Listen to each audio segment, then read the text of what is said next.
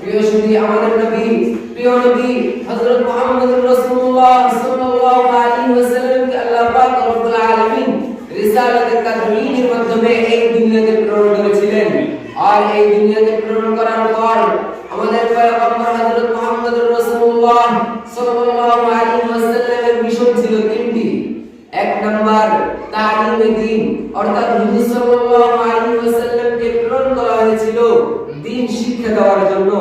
যেমন আল্লাহ পাক রব্বুল আলামিন বলেন, হুয়াল্লাযী বা'আথা রাসূলাহু বিল উম্মিয়িনা মিনহুম ইয়াতলু আলাইহিম আয়াতিহি ওয়া ইউযাক্কিহিম ওয়া ইউআল্লিমুহুমুল কিতাবা ওয়াল হিকমা। আর হুজুর সাল্লাল্লাহু আলাইহি ওয়াসাল্লামকে প্রেরণের দ্বিতীয় উদ্দেশ্য ছিল তাবলীগে দ্বীন, অর্থাৎ দ্বীন প্রচার প্রসার করা। যেমন আল্লাহ পাক রব্বুল আলামিন বলেন, ইয়া আইয়ুহার রাসূল বাল্লিগ মা উনজিলা ইলাইকা মির রাব্বিক।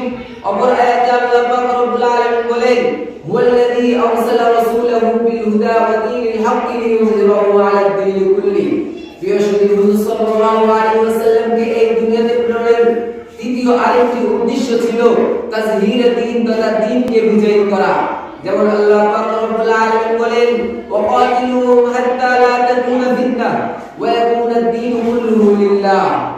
প্রিয় সুধী, আমরা এই সকল আয়াত থেকে বুঝতে পারলাম হুজুর সাল্লাল্লাহু আলাইহি ওয়াসাল্লামকে এই দুনিয়াতে প্রেরণের মূল উদ্দেশ্য হলো তিনটি। এক নাম্বার তালিমে দ্বীন, দ্বীনকে শিক্ষা দেওয়া, যেমনটি আমাদের মাদ্রাসায় দ্বীন শিক্ষা দেওয়া হয়।